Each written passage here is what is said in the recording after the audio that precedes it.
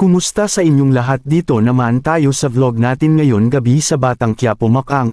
Unang-una sa lahat ito ay teaser video lamang para ma-update sa Batang Quiapo. Huwag kalimutan follow at subscribe ang channel. Salamat po. Ito nga si Coach tumawag si Roberto at si Badong para ipapalam ito na tumawag ang organizer na mag-cut sila ng expense kaya isang boxer lang ang magrepresenta sa atin gym. Dito ay tinawag no Coach si Santino ay Lawrence na kung saan sinabi na iisa lang sa inyong dalawa ang mag-presenta sa boxing gym natin at ayon kampante si Lawrence na manalo siya kay Santino. Gigil na gigil si Lawrence kay Santino ito. Habang nag-ensayo ito ay nilipitan siya ni Lawrence at sinabi na pastahan tayo sa laban ayon nag-oo naman si Santino. Dito nag-usap ang magkaibigan na si Anika na kung saan may gusto si Santino sa iyo Anika. At dito binigyan ng endorsement letter si Regger at Mondo para mag-imbestiga tungkol sa operation nito ayon kay Colonel Suarez. Ito sa loob ng opisina ay nagtanong si Regger kung saan si Lena at ayon sinabi na